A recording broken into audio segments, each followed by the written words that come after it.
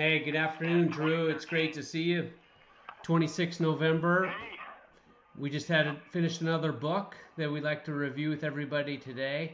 It is a book called The One Thing. It is by Gary Keller with Jay Papasan. Fantastic book, pretty easy read, but lots of great ideas and nuggets within. And I know we've already been chatting, talking about making this video, and a lot of things, it was a slow starting book, but then a lot of things really resonated with what we're doing, and some good ideas and habits that we can potentially take and make our own. And I think we heard some ideas that have been repeated from other books that we've read, other works. And so maybe because this book's been around for 11 or so years, New York Times bestseller, so a lot of probably other people use some of those ideas and incorporate it into their own thoughts and frameworks. But some pretty powerful stuff here that we like to share with our audience. What was your biggest thing you took out of this book? Your one thing. well, hello back to you. I just looked in the back of this book and it says it was first published in 2013. And it made me, and I don't know how many years back it is that we've been reading these books and talking about these ideas, but I realized that we're all kicking around the same soccer ball. Yes, there are some new ideas, some innovative thoughts that come in. I think when we read Brendan Burchard's High Performance Habits, that introduced some really major new themes into my life, new ways of looking at life about bringing the joy. But I realize that whether it's Gary Keller, Brendan Burchard, or Brian Johnson, is that we're all kicking around the same soccer ball, or you and I together, we're all kicking around the same soccer ball, trying to score some points in life. And I like this book. I like this book. It started out um, a bit slow for me, and I wasn't sure if it was really going to grab me. But by halfway, he started hitting on some things that was really impacting where where I'm at in life right now. But more importantly, where I want to go. I got a few quotes for you, and I'll start this kind of talk off this. I'll give you a quote um, that really I want to say. I mean, really changed my life. Just it's really something that's kind of been in my spirit for a while now, anyways. But it made me realize that. Sorry, I'm like balancing everything on my lap while I'm talking to you. Um, and it has to do with questions. And I'll preface this with this. Years ago, I was working under two plumbing journeymen, and we were working in this mechanical closet where we had a journeyman electrician and my two Mm-hmm. journeyman bosses. And so there's three journeymen, myself, I'm an apprentice, and a couple other apprentices. We walk into this mechanical room, and there's all sorts of pipes and gauges and fittings and things, steam valves, and there's all this kind of stuff going on. And I so desperately wanted to know about these certain mechanisms and how this system was running, all the hot water and the HVAC and everything. But I could not think of a question. I could not ask a question. I was just mentally struggling. And I realized that even in life, just like in the mechanical room, the better the quality of the question, the better the quality of the answer, the better the quality of your ability to move forward. And this is something that hit me like, I don't know, 70 years ago. But here I am today, and Gary Keller said this: how we phrase the questions we ask ourselves determines the answers that eventually become our life. And how I'm narrating my life, the questions I'm asking myself about life, how I'm framing my struggles or my triumphs or what I'm going through, the questions I'm asking myself, I'm giving myself answers whether I know it or not, and my life is lining up with those answers. My life is lining up with that narrative. So, pretty powerful because I can see how negatively that led me to prison. And even more so, I can see how that same principle will work for me going forward into a better life in the future. All right, back to you. Give me Yeah. something that jumped out to you and why. Yeah. So I'm gonna pivot off of your asking that one question. Gary emphasized this one basic question that he wanted to drive your thinking and your actions into the future. What is the one thing you can do today or this week? And actually, he says, go far out. Say, do 5 years. What's the one thing you do 5 years? You can. so that everything else would be easier and unnecessary, and then walk it back in time from 5 to 1 year to 6 months to a month to a week to a day. Bring it to now, and so then you can, push away all the clutter and all the distractions. Don't multitask, because multitask is wastes energy, and your quality is going to go down. And then focus on those one things and start knocking them out, and knocking down those dominoes. And dominoes build momentum, and before you know it, you'll be knocking down huge dominoes, because dominoes can knock down things that are twice their size. And as you get that momentum going, it's unbelievable what you can accomplish. But I've sort of been doing this. Back in the day, we started doing this bullet journal. And one thing about bullet journaling is that every day you have to choose what tasks you're going to keep on pulling forward. And what happens is those unnecessary to-do lists, they start falling away, because you only want to write what, no kidding, you're actually going to do.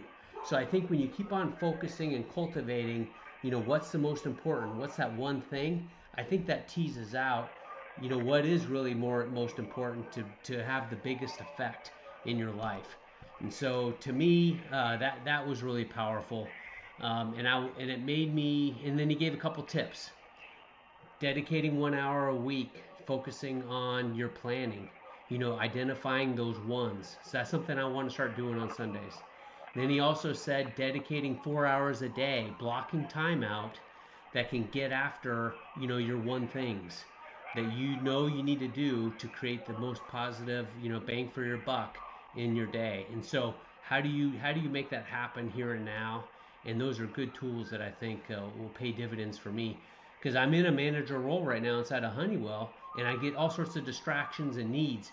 But if I can separate myself from those distractions, focus on giving better manager guidance to people, and then let them run with stuff, and then do the things that only I can do, but do them to a high quality, I'm going to get more out of my time than what I'm doing right now when it's full of distractions. So those are the big things, the big ideas that really hit me, and I think I'm going to take for going forward.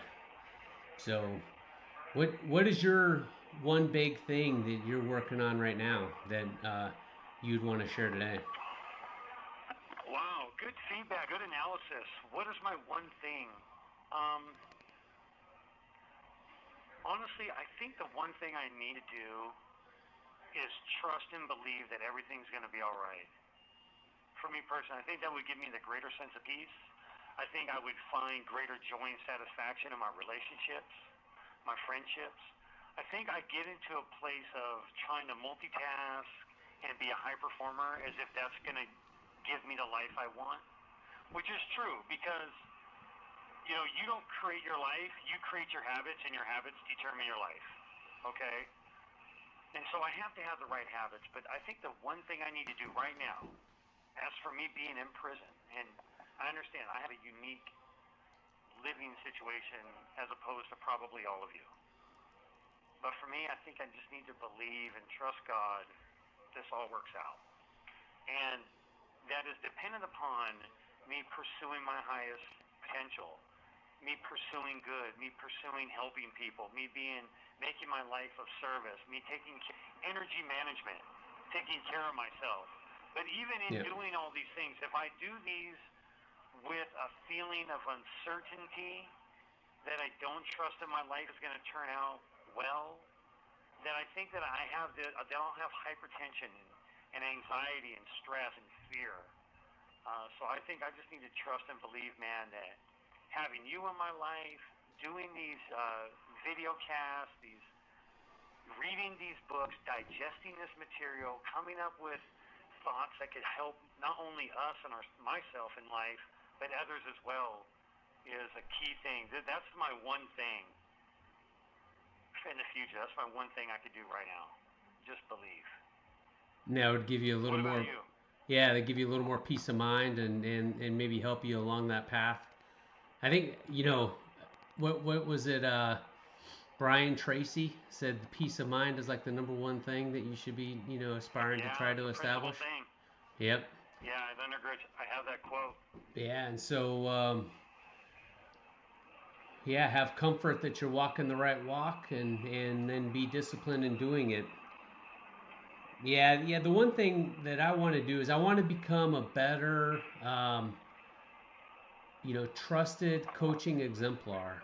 You know, I want to be a good influence with you. I want to be a good manager at work where I'm helping everybody to achieve their highest potential. I want to be a good father, a good husband.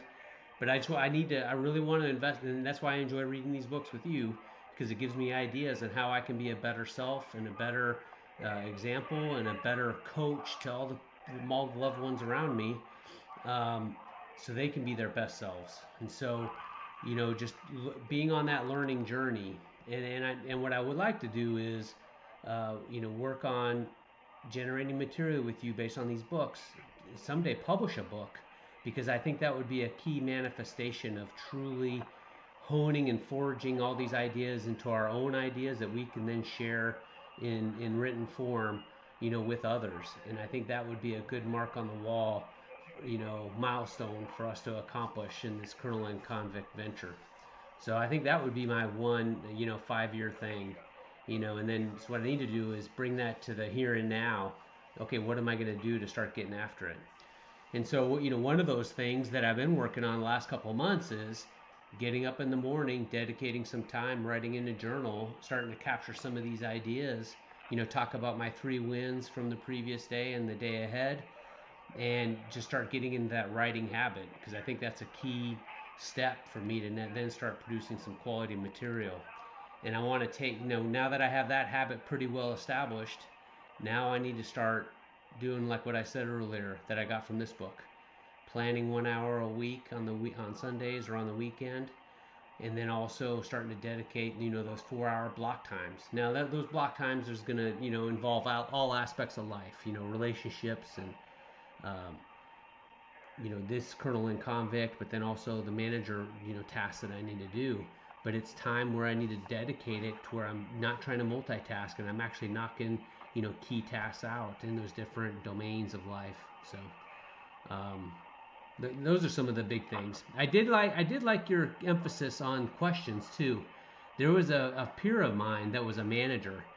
She would always ask in our staff meetings, online staff meetings, the most poignant questions of the vice president. And it's like, wow, those are pretty good questions. And it was amazing how she had the ability, to uncover those, flip over those rocks and say, hey, what about this? What about this? And what does that mean to this? And I'm like, I need to develop that skill. And so I think you've highlighted it to me again today, the importance of being able to ask questions, both of myself, but then also in the world around me. That curiosity.